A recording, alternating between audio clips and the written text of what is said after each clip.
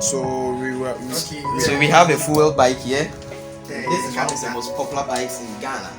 How Jin. As you can see the name here, How Jin. So unfortunately we gave it to one of our riders and he had a very terrible accident with it. He collided, he had a head-on collision with a Sprinter bus that was headed to Accra. collision. And this is the outcome. This actually was the outcome. Everything. The frontal orbiter.